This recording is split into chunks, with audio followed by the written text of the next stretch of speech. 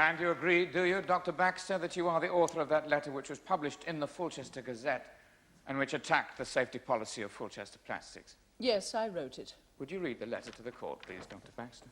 Dear Sir, in last week's paper, you carried a full-page advertisement on the subject of vinyl chloride used in the manufacture of PVC at Fulchester Plastics Incorporated.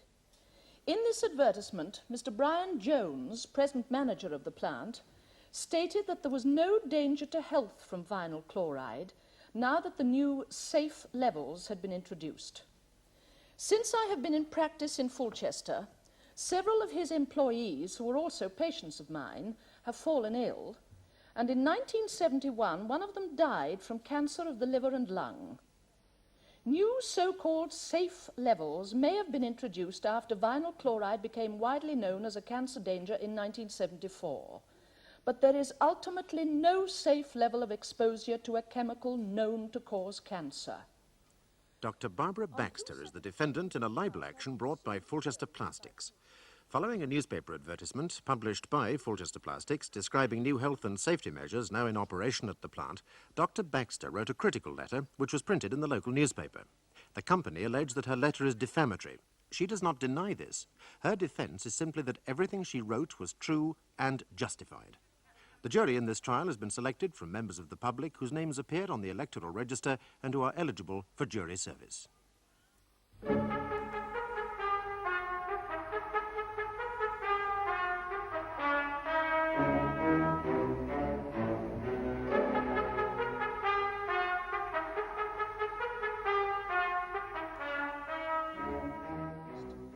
Their current advertisement must be viewed in the light of similar assurances in the past. It is nothing new for Fulchester Plastics to claim that levels are safe. They have made the same sort of claim many times over the past years. It is misleading and grossly irresponsible for them to claim that their new levels of vinyl chloride are safe. And in the light of their past record, it is difficult to accept that the advertisement was published in good faith and not out of an overriding concern to allay fear and keep open the Fulchester plant. Yours faithfully, Barbara Baxter, Doctor of Medicine, Bachelor of Surgery. Thank you. Dr. Baxter, when you first started general practice in Fulchester, did you take a special interest in the manufacture of PVC right away? Well, no, not really. I was interested in the plant in a general way, but no more so than in any other factory in the area. I have always been interested in occupational health, in illnesses connected with work. Why was that? I grew up in a mining village. My father was the local doctor there. As a child, I saw a lot of men suffering and dying from the effects of breathing in coal dust over a period of many years. It's the same with asbestos dust and vinyl chloride and many other of those chemical... Dr. Baxter, are you saying that vinyl chloride is some sort of dust as well? No, my lord. Vinyl chloride is a liquid gas used in the manufacture of PVC. I see. A liquid gas, but people don't breathe it in, do they? Yes, my lord. Vinyl chloride becomes a gas on contact with air, then you breathe it in. Oh, and what happens when people breathe it in? What symptoms does it produce? Well, in very high concentrations, it produces giddiness. It was once considered for an anesthetic. But in lower concentrations, it causes a range of illnesses. The one that's received the most publicity is, of course, cancer. Vinyl chloride has been linked to a very rare cancer of the liver, hemangiosarcoma. Then there's another disease known as acro-osteolysis, which is a disease of the bones, usually found in the hands of workers who clean out the drums in which the PVC is made. Then there are a whole lot of symptoms: tiredness, stiffness, shortage of breath, thickening of the skin, which seems to be related to acro-osteolysis. Thank you, Dr. Baxter. Please continue, Mr. Lee. Thank you, my lord. Dr. Baxter, when did you first start to think that there might be a connection between the PVC plant and disease? Well, it wasn't really until I went to Russia in 1961. I was one of a medical delegation in that year. And while I was there, I heard about a study which had been made in 1949 and which found a link between vinyl chloride and liver abnormalities. I knew that as a result, the Russians set the levels of vinyl chloride to which workers might be exposed very low. Did you do anything about this information? Indeed. On my return, I made a point of looking up the summary of the article in Chemical Abstracts for 1950. And did this confirm what you'd been told in Russia? Yes, it did. So, did you do anything with this information? Well, I wrote to Mr. Jones' predecessor asking him if he was aware of the findings. And did you receive any reply to this letter? As far as I can remember, I received a card saying that my letter was receiving attention. And did you hear anything further on the subject? No. Do you have this card, Dr. Baxter? Oh, no, I'm afraid not, my lord. It was rather a long time ago. I see. Dr. Baxter, after you were alerted to the dangers of vinyl chloride by reading the abstract of this Russian study, did there come a time when you noticed symptoms in patients of your own who worked for the plaintiffs? Oh, yes, but it wasn't for quite a while. Because of what the Russian study had said, I was looking specifically for liver disease, you see.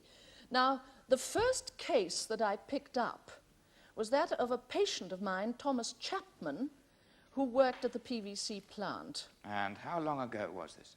Oh, this was in 1967. That's to say, it was in 1967 that I reached a diagnosis. Mr. Chapman had been complaining of symptoms for a long while before that. Could you explain what enabled you to reach your diagnosis? Yes, I mean, it wasn't any great insight or clairvoyance on my part. I happened to notice an article in the British Medical Journal.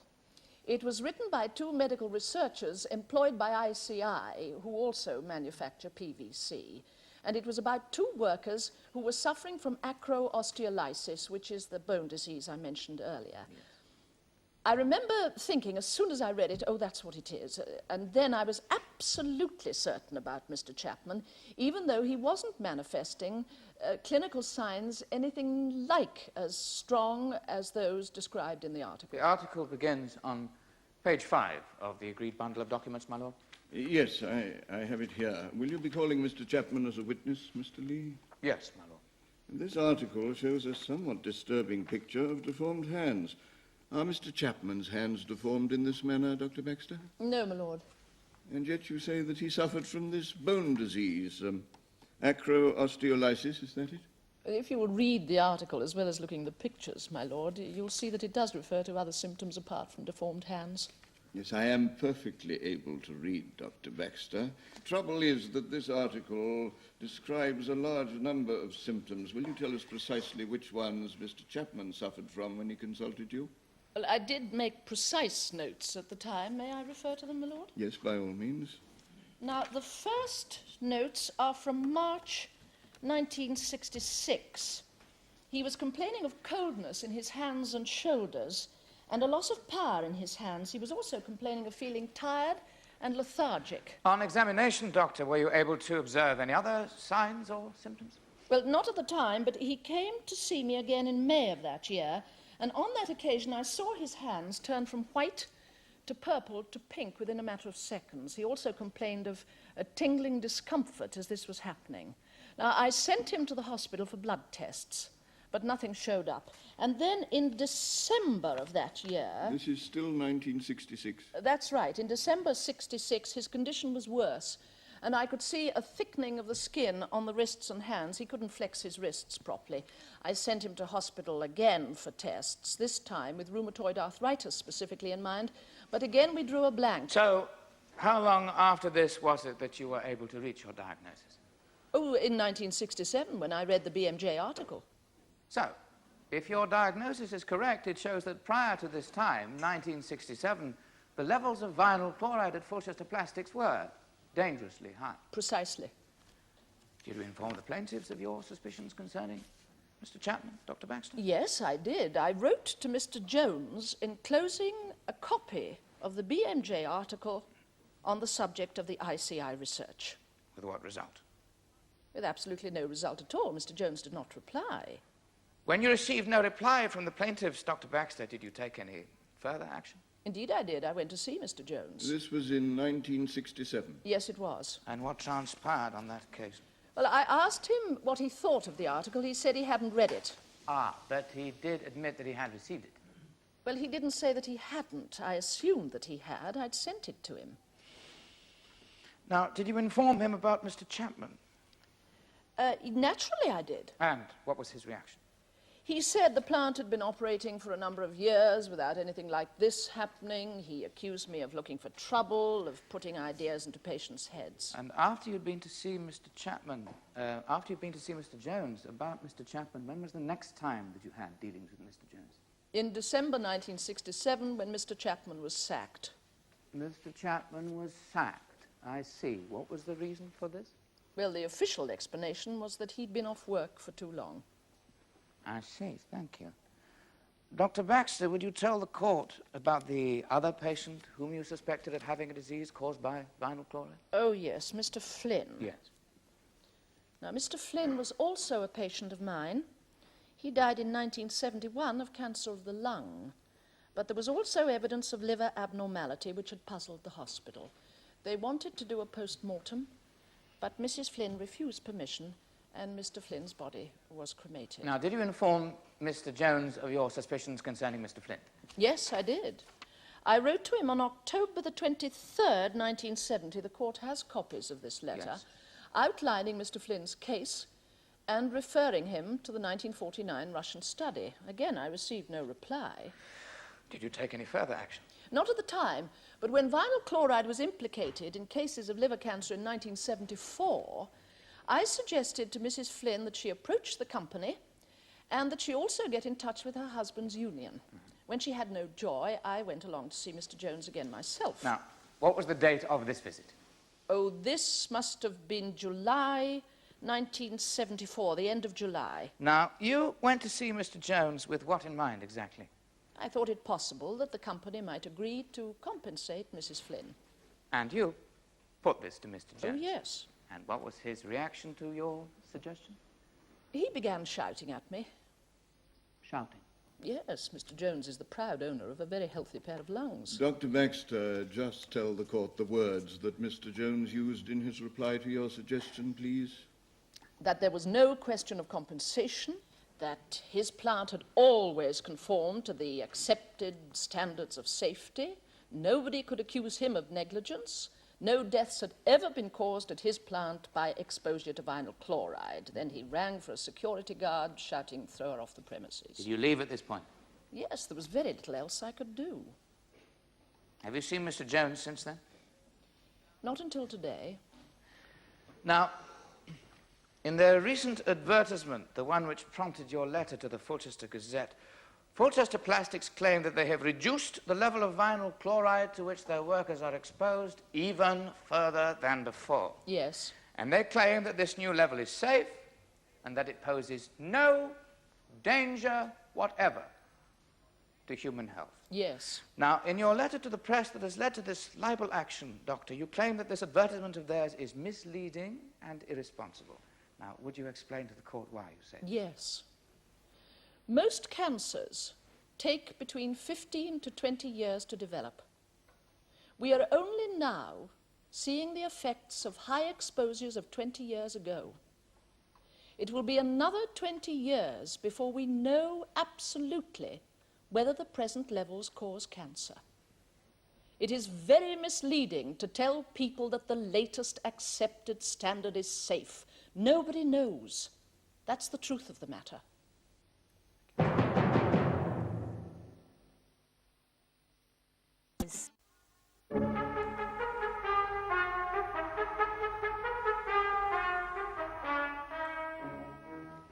Dr. Baxter, you spoke of a visit to the Soviet Union, didn't you? Yes. You admire the way things are organized there, I take it?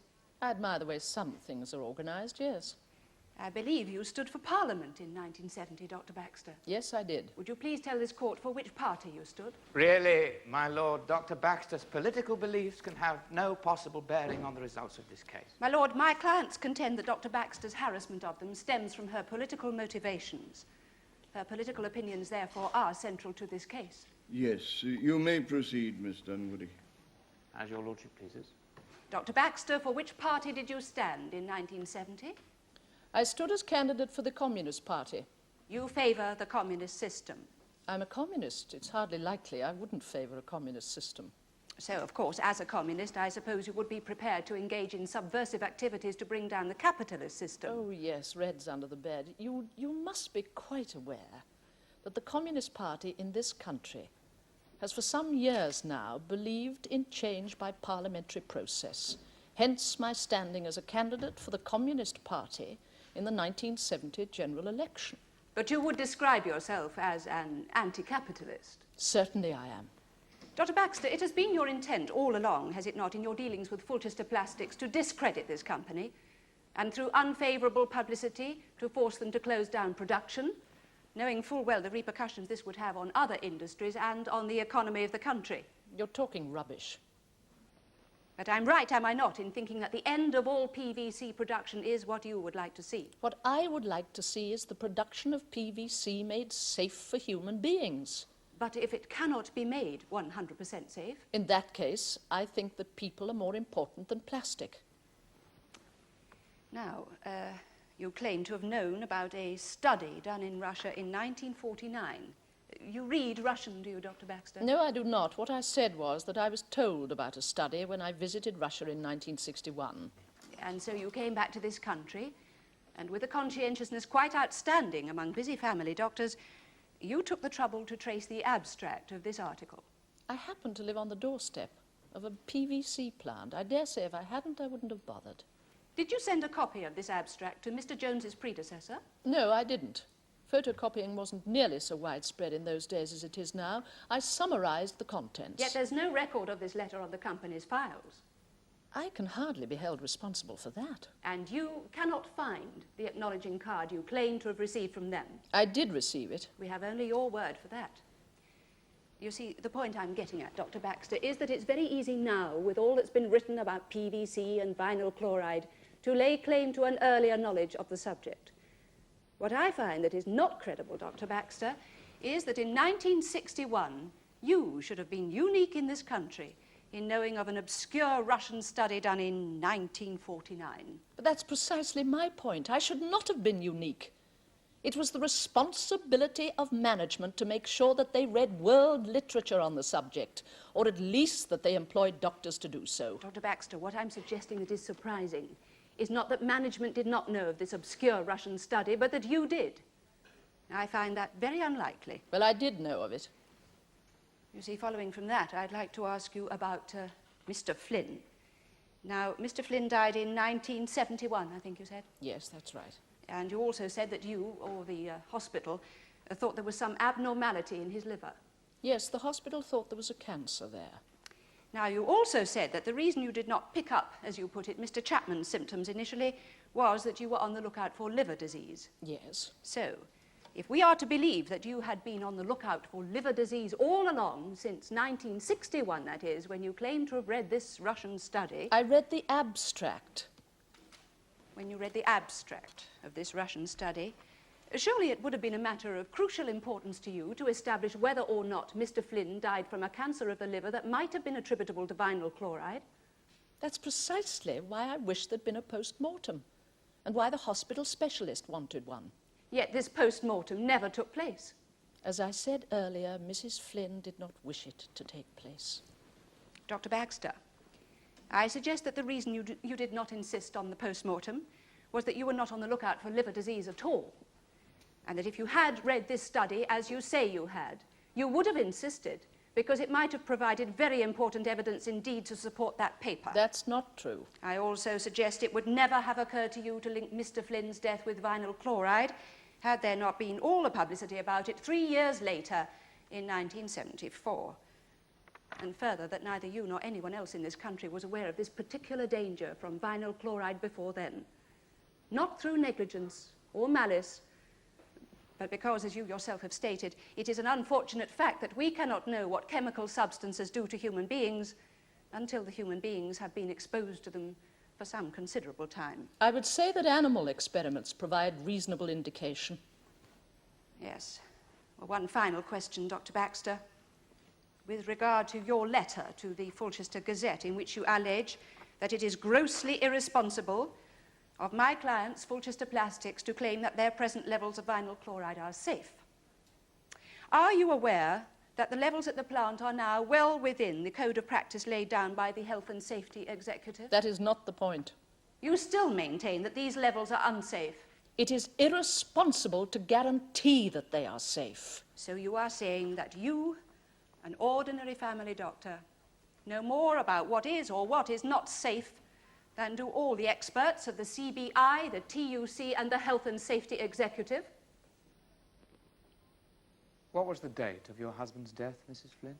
He died in 1971, May 18th, 1971. And how long was he ill before he died? Well, a couple of years, really. I mean, he'd been going downhill for some time before he went into hospital, and he was in hospital for 6 months before he died. Could you explain to the court what you mean by going downhill? Well, the first thing I noticed was the way he lost weight, and then all his clothes seemed to look too big on him. Can you say what year this weight loss started? Yes, it would be about the end of 1968, beginning of 1969, sometime around then. And was your husband complaining of any other symptoms about this time?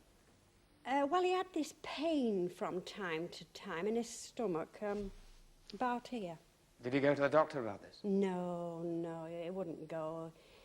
He wasn't one to bother a doctor unnecessarily. So, when was the first time your husband actually saw Dr. Baxter? Well, in the October of 1970, he took this pneumonia. He'd had a bad cough for quite a long time, and then he went down with pneumonia, so we called Dr. Baxter in then, and that's when he went into hospital for the first time. Mrs. Flynn, did you, at any stage in your husband's illness, mention his stomach pains to Dr. Baxter? No, I didn't. Not until she told me that the hospital thought that there might be something wrong with his liver. And when was this? This was after he went into hospital for the last time. He went in January 1971. And what happened, one day I went in to visit him, and he told me that they'd had a liver specialist in to see him, and they were going to do some tests. Well, of course, hospitals don't tell you very much, so I rang Dr. Baxter up about it. And what did she have to say? And she said yes. They were puzzled. And then she went on to ask me how long he'd worked at the PVC plant and what departments he'd been in and that. Did she say why she was asking you this? Yes, she said that some people believed that you did get the disease from working with PVC, yes. Now, Mrs. Flynn, after your husband's death, the hospital asked you if they could do a post-mortem, didn't Yes. they? And what was your attitude to this? Oh, I didn't like the idea. Well, you see, he'd suffered such a lot before he died. I didn't want any more messing about with him. So, you refused permission? Yes.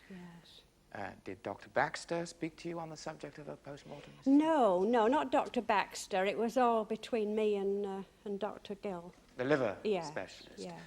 Was the subject of the post-mortem ever mentioned to you afterwards by Dr. Baxter, Mrs. Flynn? Not until 1974. Dr. Baxter said she thought it would be worth my while writing to the company and that I might get some compensation. She said that she thought we would have enough evidence even without the post-mortem. And did you write to the company? Yes. And what happened? I got a letter back saying that unless I could prove that my husband had died of cancer of the liver caused by vinyl chloride, there was nothing they could do. Which, of course, you could not do. No, not with him being cremated, you see.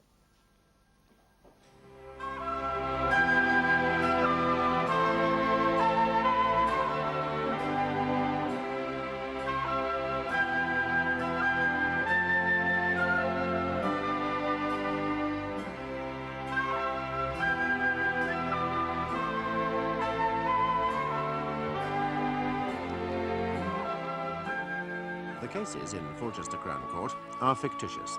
Join us again tomorrow when the case of Fulchester Plastics against Dr. Barbara Baxter will be resumed in the Crown Court.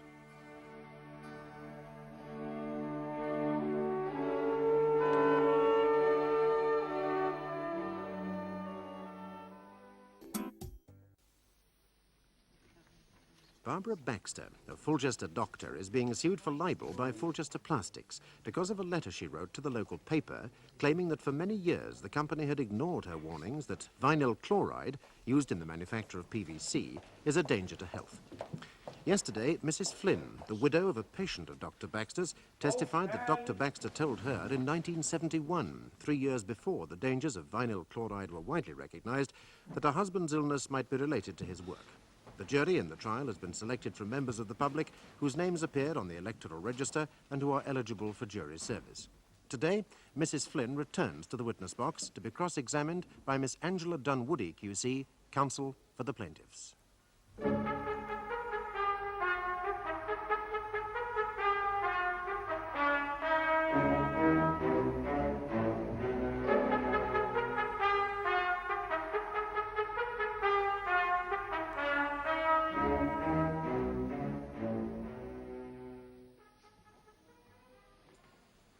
Mrs. Flynn, the normal procedure for someone seeking compensation from an employer is to approach the union.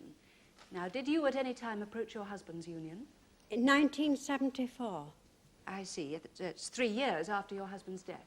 Yes, Dr. Baxter rang up the union and arranged for me to see the solicitor. And did you in fact see him? Yes. And did the union bring an action for damages against Fulchester Plastics on your behalf? No. No. Are they planning to bring one? No. No.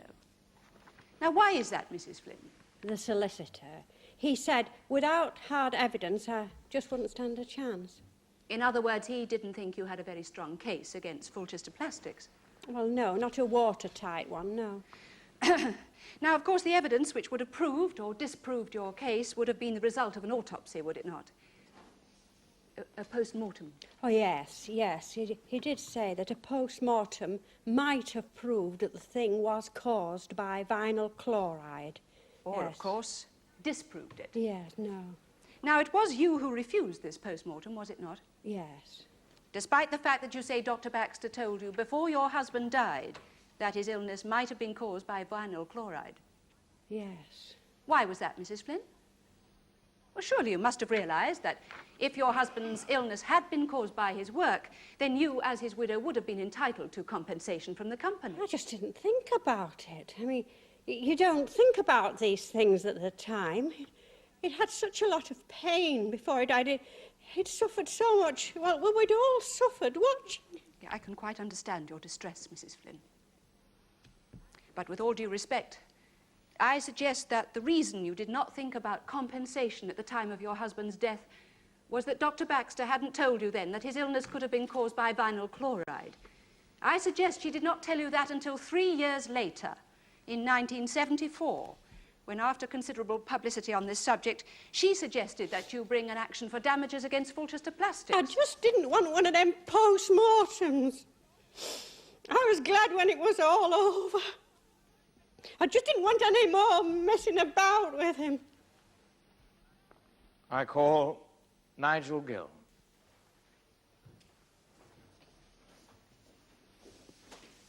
What religion are you? Church. Take the book in your right hand and read aloud the words on the card. I swear by Almighty God that the evidence I shall give shall be the truth, the whole truth, and nothing but the truth.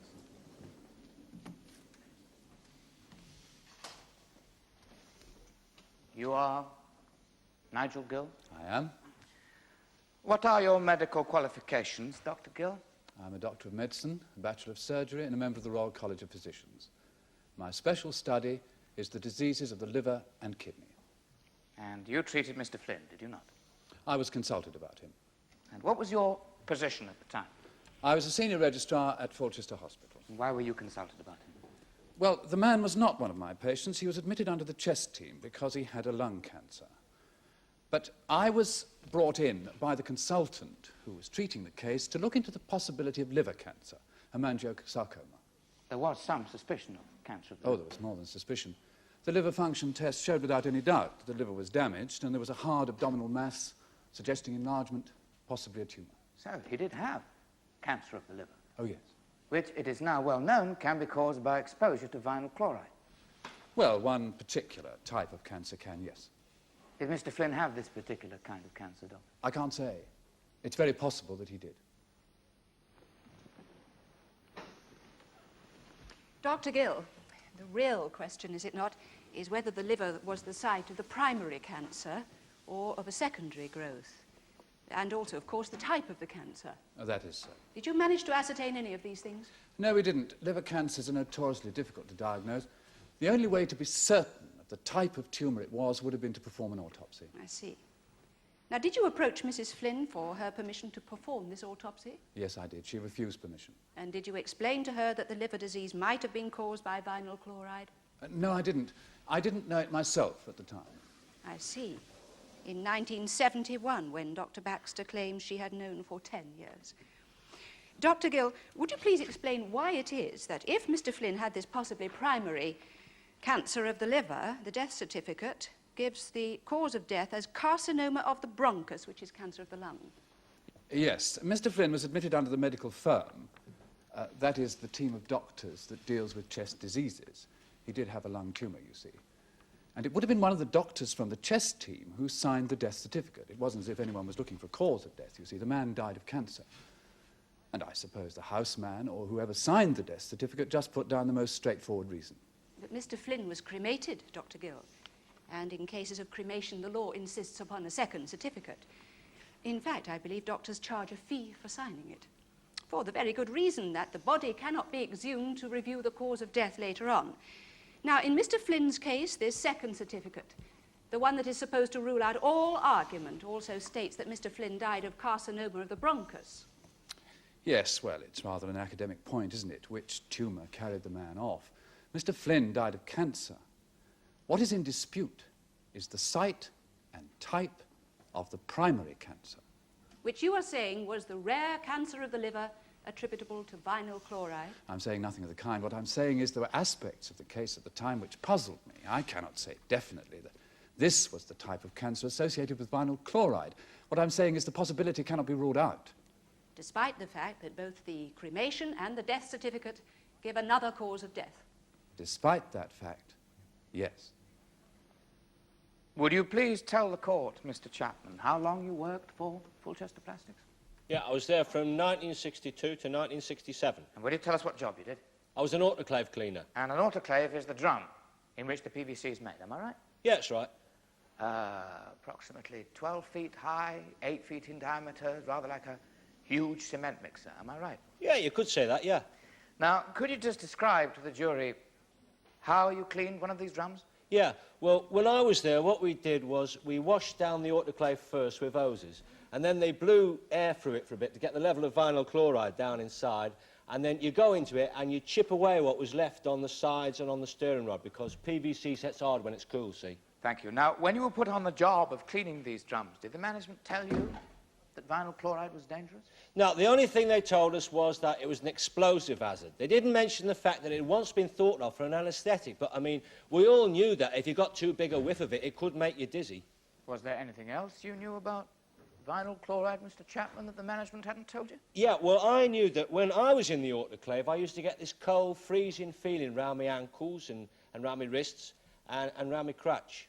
Did you notice any other symptoms at this time, Mr. Chapman? Oh, yeah, I had a whole load of them. I've been there, 2 or 3 years. I was never really well. I was cold all the time.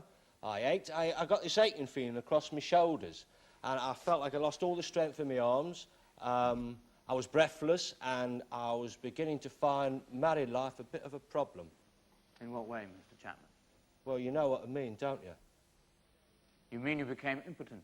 Yeah, that's it, impotent, that's it. Did you consult Dr. Baxter about any of these symptoms, Mr. Chapman? Oh, yeah, well, I was going to see her on and off all along. She must have been sick of the sight of me. But it was in, 1965, beginning of 66. I really thought there was something serious the matter with me. I mean, I thought I was a goner then. And what did Dr. Baxter tell you? Well, at first, she said it was bad circulation. And then when I told her about the bedside of things, she sent me to a psychiatrist. And then later on, she said that the loss of power in my arms was to do with all the hammering, because she did ask about the work like. Yes. Has anyone ever suggested that your illness might be connected with vinyl chloride? Yeah, Dr. Baxter did. And when was that? In 1967. Now, she told me about an article she'd come across in a medical magazine about some other blokes with the same condition. What did she advise you to do? Well, she said I should stop off work, and she said I should go and see Mr. Jones. Did you? Yeah, I did both.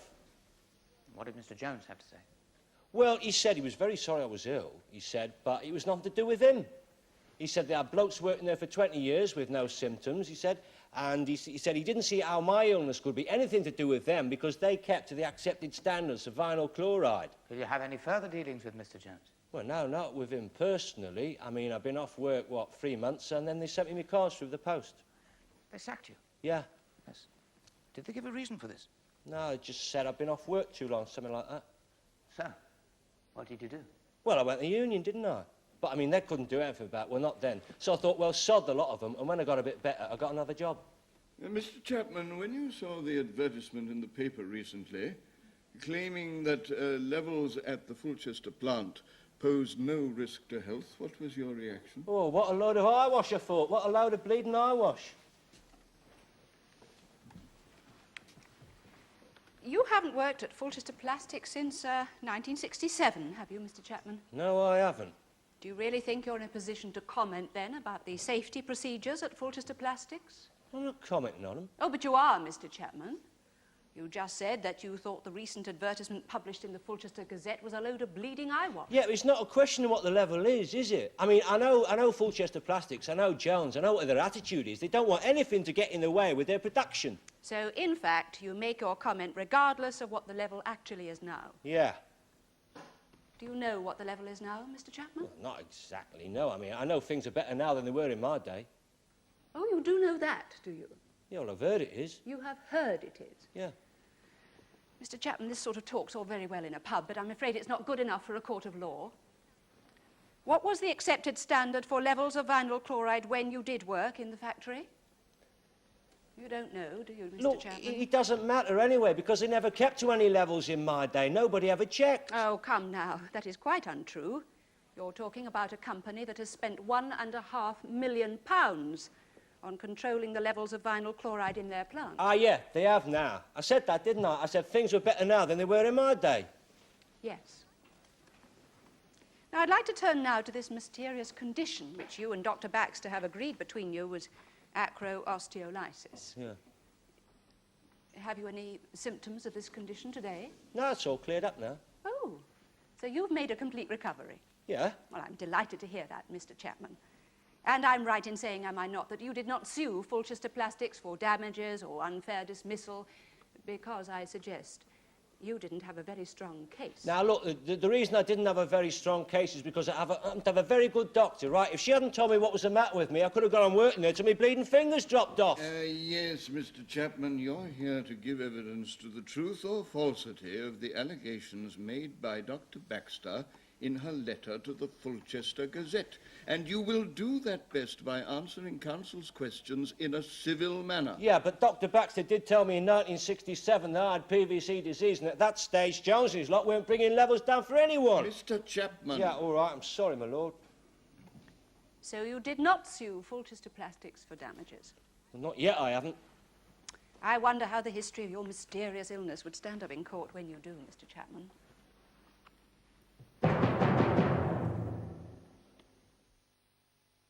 TV lawyers.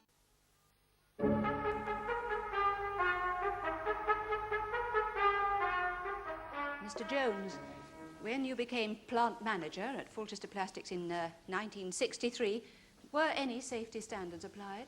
Yes. There were accepted levels of vinyl chloride, which were always followed. And you continued to follow them? Oh, yes. Now, what were these standards in 1963, Mr. Jones? The standards recommended by the American Conference of Government and Industrial Hygienists, which were 500 parts per million. That is, 500 parts of vinyl chloride for every million parts of air. Well, now, of course, you operate your plant at considerably lower levels of vinyl chloride. Oh, yes. We've always tried to keep well within the past accepted standards. In 1975, the Health and Safety Executive in this country got together with both sides of industry and produced what is known as the Code of Practice. And what levels did this Code of Practice suggest? 10 parts per million, averaged out over an 8-hour shift. And so your plant now conforms to this standard of 10 parts per million, does it? Oh, yes. As a matter of fact, we're now well within that range. Does this imply, would you say, Mr. Jones, that the levels at which the plant was operated at in the past were unsafe? Well, in the light of what we know now, yes, they were. But we didn't know that then. Nobody did. When did you first become aware that... when did you first become aware of the danger of vinyl chloride, Mr. Jones? Well, we learned that the American standards of the American Conference of Government and Industrial Hygienists had been reduced to 500 parts per million in 1972. I suppose that was the first warning. But it was in 1974, of course, that we first learned that vinyl chloride could cause cancer. And what made you realize this? Well, Goodrich in America had publicly announced that the deaths of 3 of their workers from a particular cancer of the liver had been attributable to vinyl chloride. Now, did you take any action when you heard about this? Oh, yes. The immediate reduction of levels of vinyl chloride at the Fulchester plant. And had the factory inspectorate, as it was then called, been in touch with you at that stage? No, they came in almost immediately afterwards with their recommendations. So now would you please tell the jury, Mr. Jones, what measures have been taken at the Fulchester plant to lessen the concentrations of vinyl chloride to which your workers were exposed? Certainly. Since January 1974, the company have improved ventilation in the plant. They've eliminated leaks in the piping by replacing all our old valves with a new and extremely reliable variety. Thirdly, we've instituted a new cleaning process in the autoclaves, whereby high-pressure water jets get the bulk of the PVC off the walls and the agitator. This means the work of the men working in the autoclaves is much easier than it was before. The PVC just falls off the walls. Fourthly, we're automating the cleaning process in the autoclaves as fast as we can. You say the PVC falls off the walls. This isn't waste matter, then? No, my lord, quite the reverse. It's top-quality PVC. I see, thank you. But the most important innovation, which we made just this year, with the union's blessing, is the institution of fixed-point monitoring. What's that? It's a system we organized with the shop stewards, my lord, whereby air is sampled at 32 points within the plant. These pickup points are connected to a central monitor. If the level rises above the accepted one, which is now a maximum of 25 parts per million, an alarm sounds, and the area is evacuated. I see. Now, these 32 points, are they just in the factory itself, or are they included in the drums that the men have to enter to clean? The 32 points are all within the general working environment, my lord. But every man who enters an autoclave carries a probe, which he switches on when he goes in, and it then registers on the central monitor. So that the 25 parts per million that you're talking about obtains within the drums as well as anywhere else? That's right, my lord. And if I may just make it clear, my lord, that 25 parts per million is a maximum level. Over an 8-hour shift, the level does not exceed 10, and is usually closer to 5. 5 parts per million? That's right, my lord. Thank you, Mr. Jones. Is everything that ought to be done to ensure workers' safety and health being done at Fulchester Plastics? It is, my lord. Miss Dunwoody. My lord. Thank you very much, Mr. Jones. Mr. Jones, you say that the first inkling you had that vinyl chloride might be dangerous came in 1972. And the American body from which you took your accepted standard reduced that standard from 500 to 200 parts per million. That's correct. But Dr. Baxter had first approached your company 11 years previously, Mr. Jones. It was in 1961 that she learned of the Russian study and wrote to your predecessor about it. That was before my time. Ah. There was no record of any such letter in the company files. But of course, the abstract of the Russian study was there to see, for anyone who wanted to see it, from 1950, the year of its publication onwards. Had you yourself knowledge of this study? No, I hadn't, no. And I don't think I could have been expected to know of it, in all reason.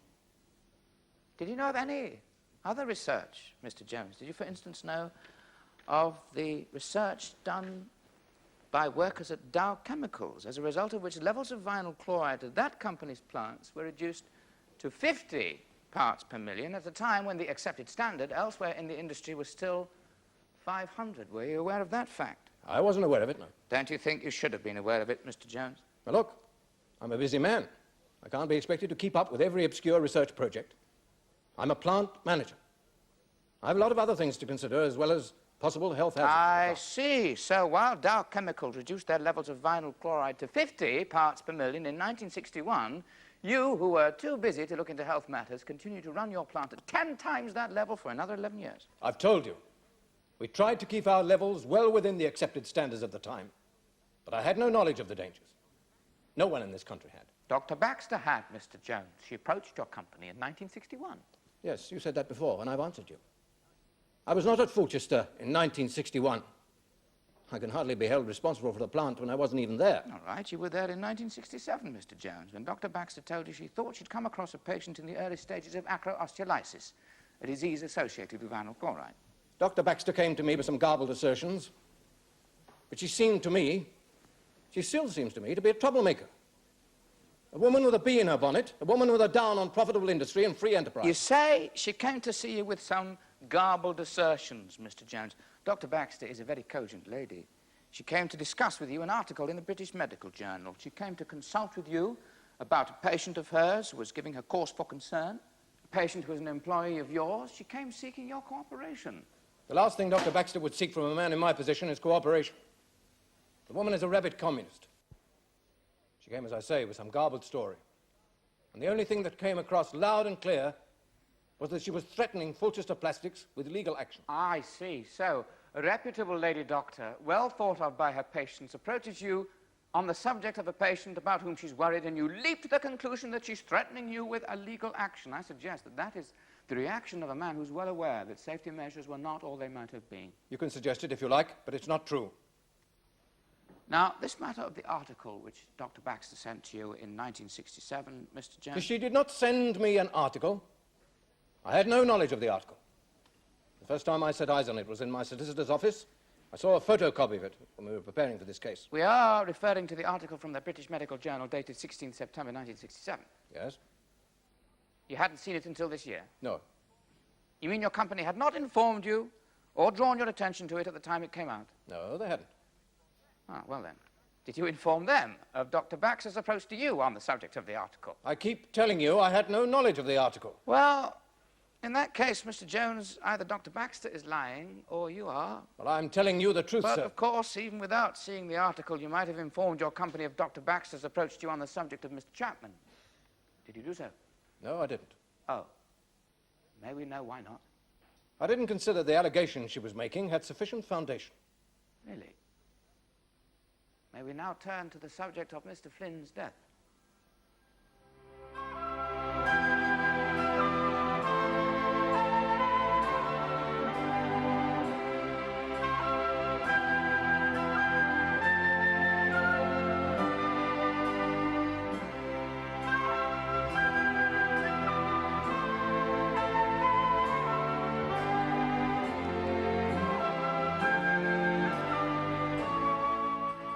The cases in Fulchester Crown Court are fictitious. Join us again tomorrow when the case of Fulchester Plastics against Dr. Barbara Baxter will be concluded in the Crown Court.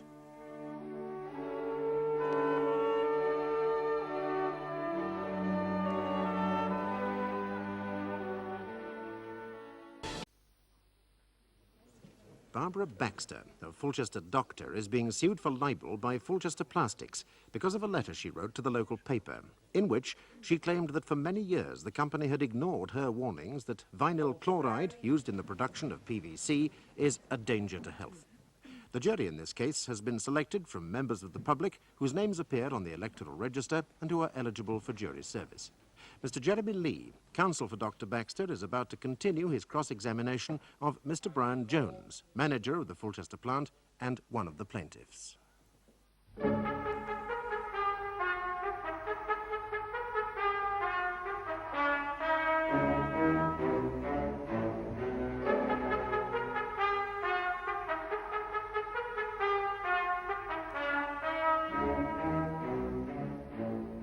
Mr. Jones, I'd now like to ask you about the time when Dr. Baxter approached you on the subject of Mr. Flynn.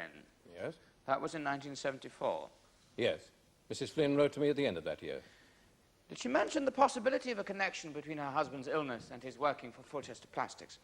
Yes, she said Dr. Baxter had suggested it to her. What was your reaction to this? I thought it was a pointless notion to have put into Mrs. Flynn's head. There wasn't a shred of evidence that vinyl chloride had anything to do with her husband's death. As far as Dr. Baxter was concerned, she was just jumping on the publicity bandwagon.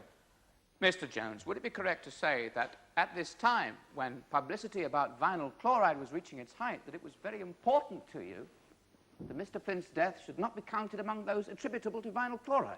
It was neither important nor unimportant. There was no connection. That we will never know, Mr. Jones. Now, subsequent to your exchange of letters with Mrs. Flynn, Dr. Baxter came to see you, I believe. Yes, she did. And on that occasion, relations between you became so acrimonious that you had her escorted off the premises. She refused to leave. But why did you want her to leave, Mr. Jones? She'd been in my office quite some time. She'd no business being there in the first place. Now, look, Mrs. Flynn, I should say Mr. Flynn, had been dead 3 years. If there hadn't been all this publicity in the press, it would never have occurred to her to connect his death with vinyl chloride. If there hadn't been all this publicity in the press, Mr. Jones, it would never have occurred to you to connect any disease with vinyl chloride. As far as Dr. Baxter is concerned, she's just using the publicity as a stick to beat Fulchester Plastics. She doesn't care about Mrs. Flynn or anyone else. All she cares about is that we might be closed down. Yes, she said we ought to be closed down. She mentioned the possibility of Mrs. Flynn suing us. You seem to have been very concerned with the possibility of legal action throughout, Mr. Jones. In fact, it seems to have been your only concern. Were you afraid of this matter coming to court? Afraid? Don't talk rubbish, man. You seem to have overlooked one thing. It was I who brought this case to court. Would I have done that if I'd had anything to hide? Now then, Mr. Jones, if we could just return for a moment to the subject of acro-osteolysis, the disease which causes bone damage. You have had some cases confirmed among your workers since 1969, I believe. Yes, there were 4 cases that have been confirmed. And what is happening about these 4 cases? Are you paying these men compensation? The whole matter is under review. Thank you, Mr. Jones. Now, just one more question. Are you aware that the American Occupational Health and Safety Association has ruled that the levels of vinyl chloride in American plants are to be reduced to 1 part per million as from January 1976? 1 part per million? Yes. It's not feasible. Not feasible, Mr. Jones. Other firms are already trying to do this, aren't they? Other firms, maybe. But as it is, we have several alarms a week. This entails stoppages in production while the area is evacuated. To set levels low would mean even more stoppages. Ah, so what you're saying is it isn't the safety or otherwise of 10 parts per million, it's the practicability. I'm obliged to you, Mr. Jones. Thank you very much. Mr. Jones, Mr. Flynn worked at Fulchester Plastics between 1945 and 1968, did he not? That's correct, I think, yes. And Mr. Chapman worked there between 1962 and 1967. I believe so. Now, the levels of vinyl chloride were much higher then, were they not? Oh, yes. The accepted standard was higher, you see, because of the state of knowledge of vinyl chloride at that time. Quite so. And even with these much higher levels, there was still no clear link between the illnesses of Mr. Flynn and Mr. Chapman and vinyl chloride. No. And that's exactly the point. So with present levels, we can be certain we're safe. That the men at the plant are safe. Mr. Griffiths, you're representing your company here today. Would you please tell the jury the position you hold within Fulchester Plastics? Yes, I'm on the board of directors, and I'm also chairman of a committee set up within the company with responsibility for health and safety. It's my job to advise the company on policy decisions with regard to safety planning. And how long have you held this position? The committee as such has only been in existence since 1974, but my particular interest in safety goes back a long time before that. When were you first aware that vinyl chloride was a health hazard? Well, we've always known that it's a substance to be treated with great respect. But of course it was only in 1974 that we became aware that it was a cancer risk. Prior to 1974, you had no knowledge of this? No. And in the light of the knowledge you had prior to 1974, would you say that the safety precautions then were adequate? In the light of the knowledge that we had then, yes, I would. We advised our plant managers, including Mr. Jones, in whom I may say we have the highest confidence, to adhere to the accepted standards laid down in America for dangerous substances. Was there any legal obligation on you to recommend these standards, Mr. Griffiths? No. But it was felt within the company that as a responsible management, we should ensure that any dangerous substances in use in our plants should be kept at levels that were well within the accepted standard. And that, I may say, has been our policy with regard to all dangerous substances, not only vinyl chloride. And then, of course, in the light of fresh evidence, these accepted standards were changed. Yes, that is so. It is in their very nature that they should change. Now, would you please explain why this is so, Mr. Griffiths? Yes, you see, these standards are worked out on the best information available from industrial experience, from experimental human studies and animal studies, and where possible from a combination of all three. So, as fresh evidence comes to light, so the accepted standard on any particular substance may change, as has been seen with vinyl chloride. And we find that this standard is as good a guide as any to safe practice. Now, Mr. Jones has testified to this court that the current average level of vinyl chloride in the Fulchester plant is 10 parts per million over an 8-hour shift. Are you yourself satisfied that this is a safe level of exposure? Yes, I am. I think on the basis of all the evidence that's available, we can now be quite certain that we are operating our plant within safe limits. But we are, of course, trying to bring the level down even further, so that we can be absolutely certain. And can you now give the jury some sort of estimate of the cost of these new safety measures to Fulchester Plastics? Yes, indeed, I can. The total cost amounts to something in the region of £1.5 million. And I may add that if these measures prove as efficacious as I believe they are, then I consider, and indeed the company considers, that it is money well spent.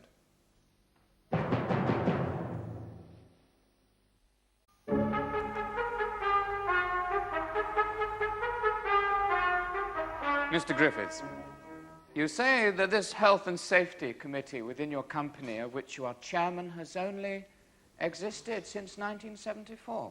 As a formal committee, yes. Since vinyl chloride became a public issue. And the timing is purely coincidental. We've always had people whose special concern was health and safety. It was just formalized in 1974. Formalized? I see. Why was that, Mr. Griffiths? Some sort of public relations gimmick, was it? No, it certainly wasn't a gimmick, no. It was simply a recognition of the fact that with a constantly expanding range of new chemicals in use, some slightly more formal responsibility was required for health and safety. I see. And might one infer from that prior to 1974, your company's interest in health and safety was not all it might have been? Now, I think that would be the wrong inference to draw. You see, the whole plastics industry has expanded and diversified enormously over the past 25 years. Now, as something becomes bigger and more complex, so you have to formalize that structure. Now, the formation of this committee had far more to do with that than any fears that the company may have had over its past record. In fact, I think our record is very good. You do? Yes, indeed I do. And yet you say you didn't know that vinyl chloride was a serious health hazard until 1974? No, we didn't. Mr. Griffiths, did you know of the Russian study done in 1949, to which Dr. Baxter has referred? No, I didn't. You agree that you could have known of it. It was, after all, summarized in English for anyone who cared to look for it. Well, you know, I don't really think that we can be expected to comb every scientific document published anywhere in the world on the off chance that there might be some mention of one of the thousands of substances that we use. Don't you? Mr. Griffiths, I should have thought a company the size of yours ought to have employed somebody to do just this. But even if we allow your point that this was a study not easily accessible, there were other studies of which you might justifiably have been expected to know. Did you, for instance, know of the study published by Torkelson of Dow Chemicals in 1961? That was the one that showed liver damage in experimental animals, was it? Liver and kidney damage, yes. No, we didn't know about that at the time. As a result of that study, Mr. Griffiths, Dow Chemicals reduced their levels of vinyl chloride to 50 parts per million. 13 years before your company got around to doing it. Were you aware of that? No, I wasn't aware of it. Don't you think you should have been aware of it, Mr. Griffiths? No, I don't think there's any should about it. You see, there was no reason why we should have been known about this, because we were adhering to the accepted standard laid down by the American Conference of Governmental and Industrial Hygienists. You see, Mr. Griffiths, it's not at all clear to me what your company was doing about vinyl chloride. I've just told you. We were adhering to the accepted standards of the time. And, of course, we often operated at levels of vinyl chloride well within those standards. Mr. Griffiths, had you instructed your managers to notify you of any illness occurring among your workers which might have had a cause related to the working environment? Well, I would think that any intelligent manager, such as Mr. Jones, if he came across such a thing, would automatically inform us. You would indeed, though, of course, Mr. Jones did not inform you either of Mr. Chapman or Mr. Flynn. I don't think that in either of these cases he had anything to inform us about. Were you aware of the 1967 article published in the British Medical Journal to which Dr. Baxter has referred, Mr. Griffiths? Yes, I was aware of that. Did you inform Mr. Jones of it? I believe I did mention it on one of his visits to London, yes. You believe? I did mention it. And you didn't suggest any action to lower levels of vinyl chloride in your plant? I said that we must be sure that we always tried to keep well within the accepted standard. And, of course, it was only a year or two after that that the level did come down. Not a year or two, Mr. Griffiths, but 5 years. The article was in 1967. The standard did not come down till 1972, and it was not until 1974, when vinyl chloride became widely publicized as a substance which caused cancer, that you brought your level down to 50. Look, I have said all along that we have kept well within the accepted standard. Now, until 1972, that was 500, and then it was lowered to 200. And then as soon as it was realized that even that level was dangerous, we did our utmost to lower it again as quickly as we possibly could. I see. So if the accepted standard had not been brought down, presumably you would still be operating your plant at the higher concentrations. If the accepted standard hadn't been changed, it would have meant that there was no good reason to change it. So you admit that you depend upon the judgment of others, Mr. In Griffiths? this respect, yes. So, in fact, you and your company don't know whether the present levels of 10 parts per million are safe or not. You are depending upon the accepted standard. I'm confident that an average of 10 and a maximum of 25 parts per million does not endanger health. Yes, but why are you so confident, Mr. Griffiths? Because it's the accepted standard? Well, surely if the Health and Safety Executive thinks it's good enough, it should be good enough for us. However, having said that, I must emphasize that we are endeavoring to bring our levels down even lower. Mr. Griffiths, are you aware that the American Occupation Health and Safety Association have ruled that from January of this year, all American PVC plants must reduce their levels of vinyl chloride to 1 parts per million? Yes, we on the Safety Committee have been informed that other companies are trying to bring their level down to 1 part per million, and we're looking into it. I see. Mr. Jones has said that it would not be feasible at Fulchester to bring levels down that low. Well, it's certainly true to say that we are doing our best within the limits of technical feasibility. But that, you see, techniques improve all the time. And as they improve, so our standards improve.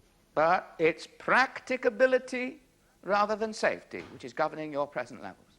Well, look, you know, we really cannot do the technically impossible, you know. And if we had to make PVC, which of course is perfectly safe, and I think that most people would agree is an extremely useful substance, then we have to ensure that the limits to which our workers are exposed are as low and as safe as possible. And this we have done at Fulchester Plastics. And at the request of the management of Fulchester Plastics, I have been conducting some experiments on rats as to the effect of vinyl chloride. We have also, I may say, conducted an extensive study at the University Department of Industrial Health of the existing literature on the subject.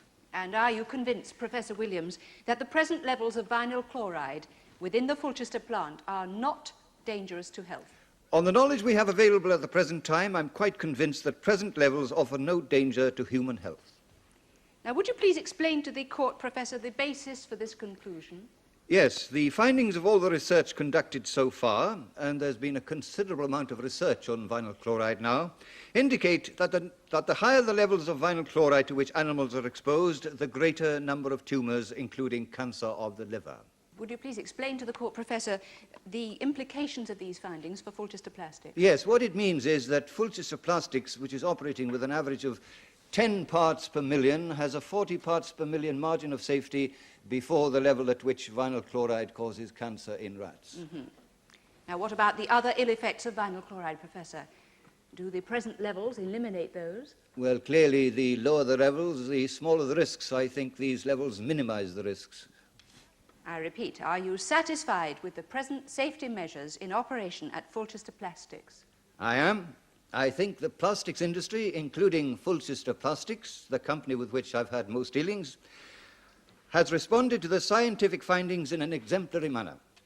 I think if other industries were to respond to health risks with the alacrity and conscientiousness that this industry has, then we would have travelled a long way in dealing with the problems of industrial health. Finally, Professor, do you think that Fulchester Plastics were justified in making the claims that they do in their advertisement? I do indeed. I think Fulchester Plastics can be justly proud of their record.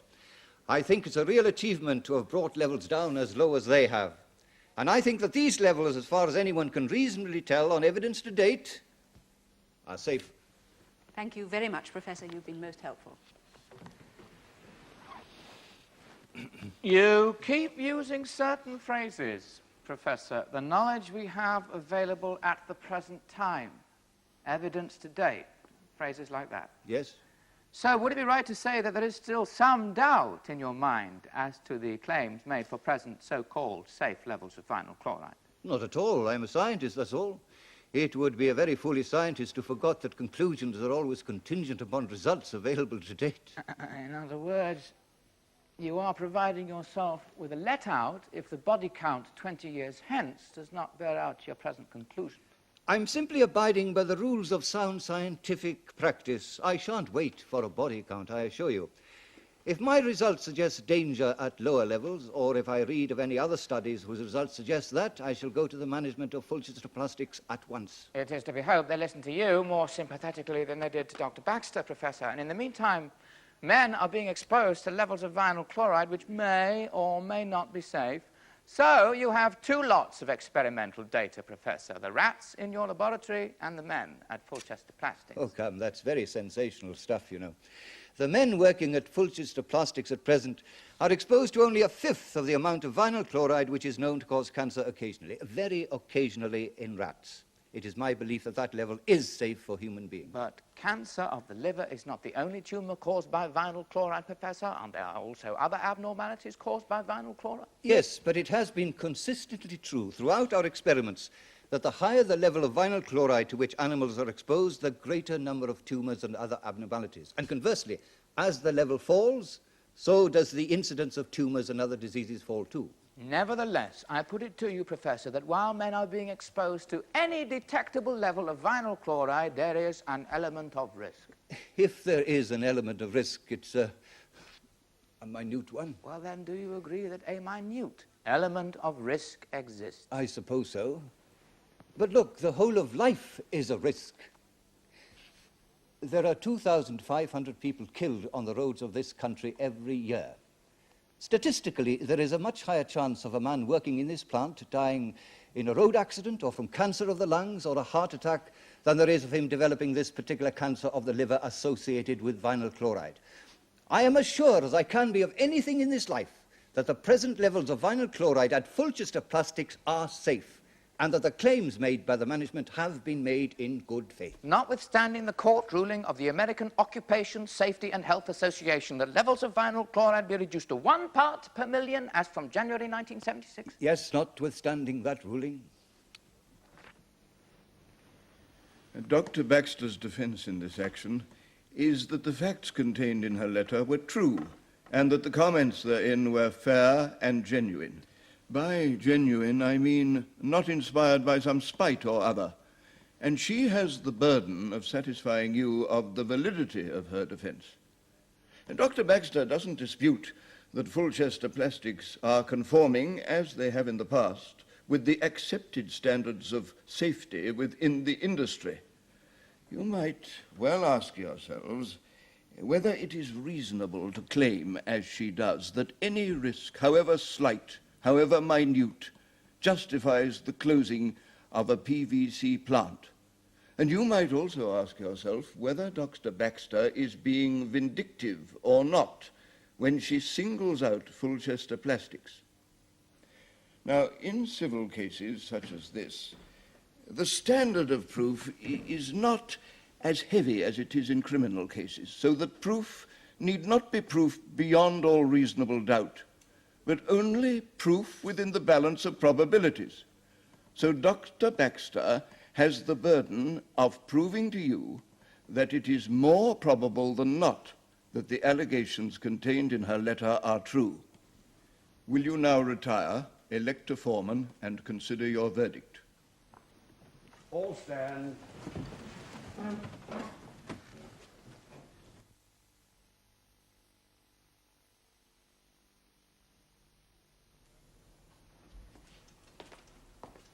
Members of the jury, will your foreman please stand? Have at least 10 of you agreed upon your verdict? Yes. And what is your verdict? Do you find for the plaintiff company or for the defendant? For the defendant. Very well. There must be judgment for the defendant. Costs, Miss Dunwoody? My lord, I do not think I can avoid paying costs. No, Miss Dunwoody. However much we may disagree with the jury's verdict, the winner takes all. There will be judgment for the defendant and an order that the plaintiff pay the defendant's costs. I'm obliged, my lord. All stand.